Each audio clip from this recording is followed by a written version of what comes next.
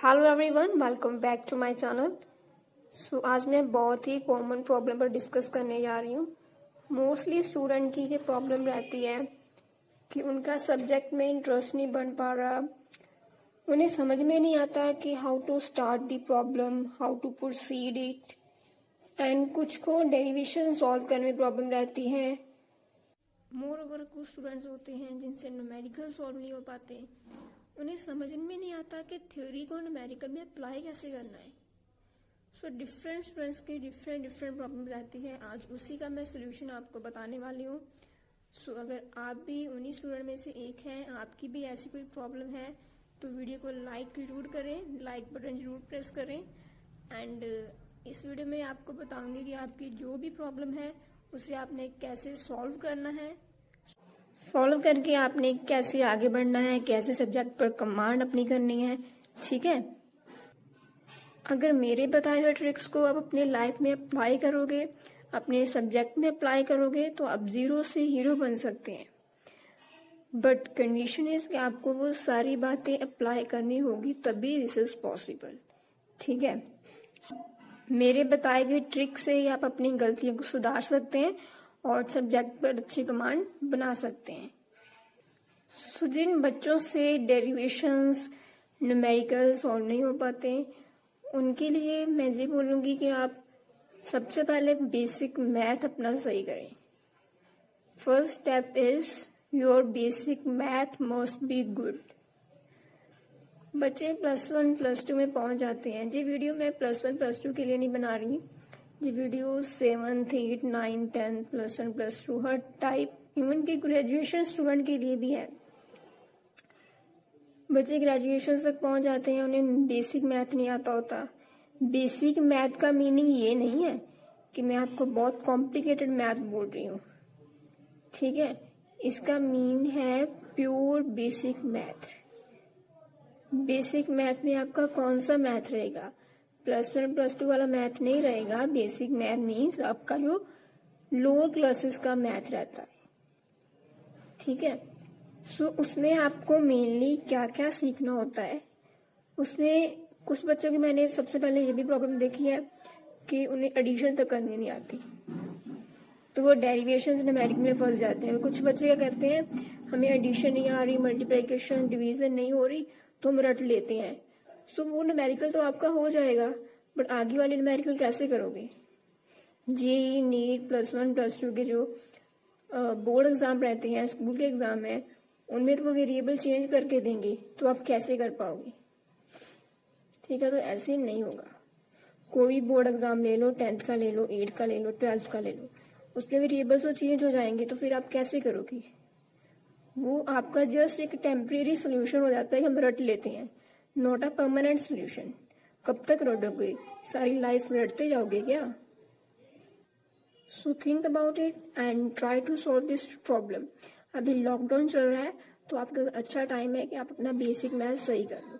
Basic math सही हो जाएगा तो आप अपने आप में बहुत इम्प्रूवमेंट पाओगे।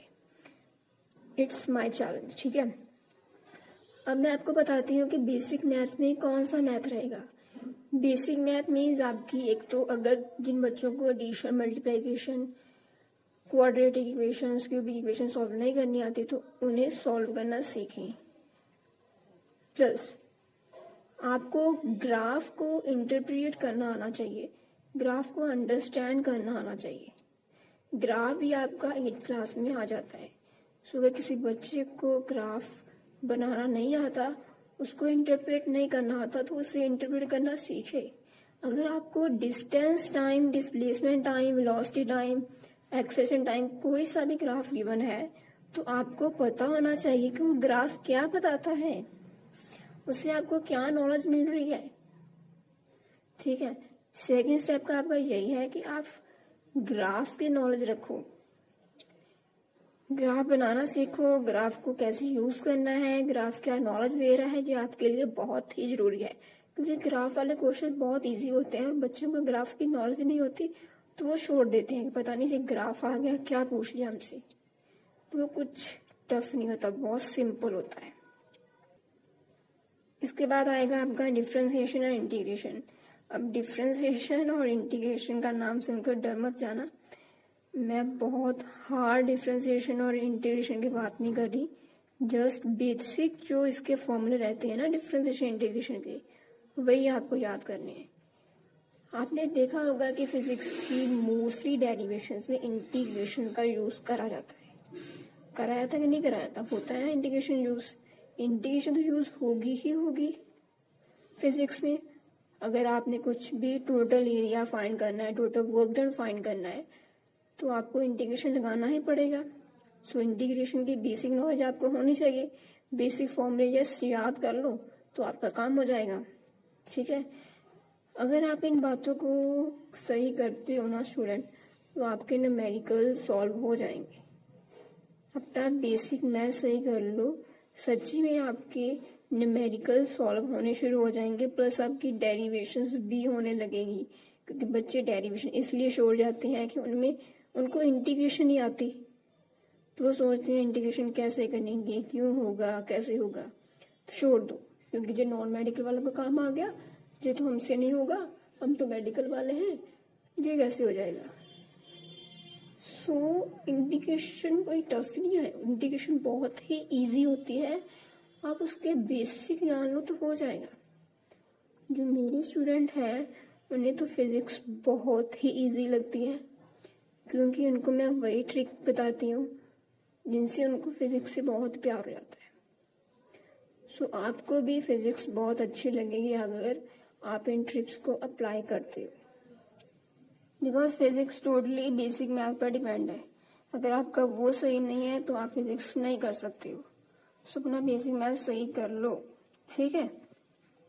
सेकंड ये है कि बच्चों से न्यूमेरिकल इसलिए भी सॉल्व नहीं होता क्योंकि वो डेरिवेशन रटते हैं। डेरिवेशन उनसे हो नहीं पाती तो वो डेरिवेशन रट लेते हैं, तो न्यूमेरिकल में फंस जाते हैं। क्योंकि जब तक आपको डेरिवेशंस क्लियर नहीं होंगी, डेरिवेशन की नॉलेज नहीं है, तब तक आप न्यूमेरिकल सॉल्व नहीं कर सकती। आप एक दो न्यूमेरिकल्स लगा सकती हो बेसिक जस्ट फॉर्मूले वाले, बट जो न्यूमेरिकल थोड़े कॉम्प्लिकेटेड होंगे वो आपसे सॉल्व नहीं होंगे, हिलेंगे नहीं आपसे। सो डेरिवेशन वाली प्रॉब्लम कैसे सही होगी? एक तो जो मैंने बेसिक मैथ कहा है वो सीख लो, प्लस जब भी डेरिवेशन करती हो तो स्टूडेंट की बहुत गंदी आदत है कि वो डेरिवेशन पहले सॉल्व करते हैं, डायग्राम बाद में बनाते हैं। ये कहाँ का रूल है? क्या टीचर आपको ऐसे सिखाता है कि पहले डेरिवेशन करो फिर डायग्राम बनाओ? सो ये गलत बात है। सबसे पहले आप डायग्राम के अंदर जाओ, डायग्राम को समझो, डायग्राम की अंडरस्टैंडिंग करो। जब तक आपको डायग्राम की अंडरस्टैंडिंग नहीं है तब तक आपसे डेरिवेशंस नहीं होगी। अगर आप बेसिक मैथ भी सीख लो तब भी नहीं होगी, आप भूल जाओगे। सो अगर आपने डेरिवेशंस करनी है सही से तो सबसे पहले आप डायग्राम को अच्छे से याद करो। याद करने का मतलब है अच्छे से समझो कि क्या गिवन है, हमने फाइंड क्या करना है। अगर जिनकी डेरिवेशन से रिगार्डिंग बहुत प्रॉब्लम है वो मुझे कमेंट बॉक्स में कमेंट करें, मैं इसकी अलग से वीडियो बना दूंगी कैसे डेरिवेशंस याद करी जाती हैं। ठीक है, मेनली मैं अभी इस वीडियो में यही बताऊंगी कि अगर डेरिवेशंस को आप सही से याद करना चाहते हैं, बेसिक मैथ प्लस आप डायग्राम पर कमांड बनाओ। जो डायग्राम में गिवन होता है वही तो हमने थ्योरी में लिखना होता है, उसी के ऊपर ही तो डेरिवेशन बनती है। ठीक है, तो जो बच्चे क्या करते हैं, बच्चे कहते हैं कि हम डेरिवेशंस कर लेते हैं, डायग्राम बाद में बना लेंगे। ऐसे करते करते वो एग्जाम में डायग्राम बनाना ही भूल जाते हैं, तो मार्क्स क्या मिलेगा? 0। टीचर कैसे चेक करेगा कि डेरिवेशंस में आपने जो ए लिखा है, डब्ल्यू लिखा है, कुछ भी वेरिएबल्स लिखे हैं वो कहाँ से आ रहे हैं? वो तो डायग्राम से आए हैं। फिर आप बोलती हो टीचर को कि डेरिवेशंस के तो मार्क्स दे दो, डायग्राम नहीं बनाई, तो कैसे देगा वो मार्क्स? कभी नहीं देगा, ऐसे मार्क्स नहीं मिलते। मैं तो बिल्कुल नहीं देती हूँ, मेरे स्टूडेंट को पता है मैं बिल्कुल मार्क्स नहीं देती। जो बच्चे ऐसे करते हैं मैं बिल्कुल मार्क्स नहीं दूंगी। ठीक है, सो इन बातों का जरूर ध्यान रखो। अगर आप इन बातों को ध्यान रखते हो, लॉकडाउन पीरियड में आपके पास बहुत अच्छा टाइम है इन बातों को सही करने का। इन बातों को सही करो, इन गलतियों को सुधारो, तो आप सच्ची में आप फिजिक्स में कमाल का इंटरचेंज पाएंगे। So all the very best, thank you. And yes, अगर आपको मेरी वाली टिप्स अच्छे लगे, आपको लगता है कि yes you are feeling such a problem, so please video को लाइक शेयर एंड चैनल को सब्सक्राइब करना मत भूलना, क्योंकि मैं आगे भी ऐसे ही ट्रिक्स अपलोड करूँगी जो कि आपके लिए बहुत ही बेनिफिशियल होंगे। सो इन ट्रिक्स को ज़रूर अपनाएं और मुझे बताएं कि क्या क्या चेंजेस आपकी फिज़िक्स में आए। ठीक है, बाय बाय।